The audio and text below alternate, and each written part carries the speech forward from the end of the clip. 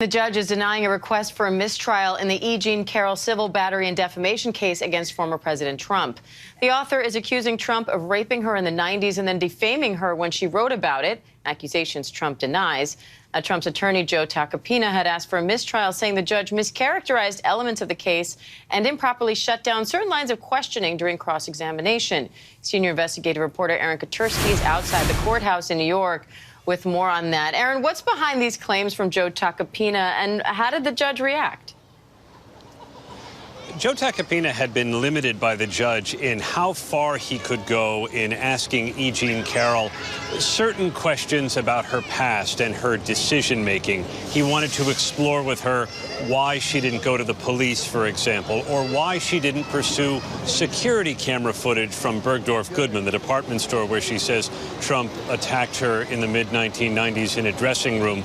And Tacopina said by limiting the scope of his questions, he was showing unfair treatment to former President Trump. And the judge, without any commentary before court began today, denied the request. So, at least for the moment, there is not going to be any mistrial, and the cross-examination of E. Jean Carroll resumed. Now, that cross-examination seems to focus on her shopping habits. What's Tacopina trying to do here? Yeah, it was an interesting way to begin the day, because she had already testified about what had happened in her view and how she responded. Now, Tacopina is really trying to question some of her actions as he tries to sow doubt in the jury's mind. She has testified that she continued to shop at Bergdorf Goodman. "You've made many purchases there?" he asked. And she said, "Well, I wouldn't say many, but I've made several." And then he showed a list between 2001 and 2018 of some 23 purchases that E. Jean Carroll had made at Bergdorf Goodman, totaling more than $13,000.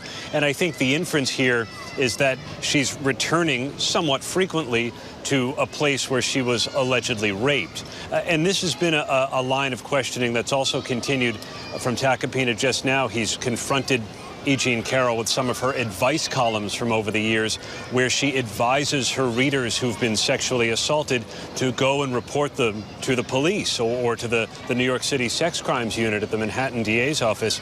And that is meant to contrast, I think, with Carroll's own behavior, where she said she did not call the police, did not seek medical help or psychological treatment. Now, Aaron, what happens next with this trial?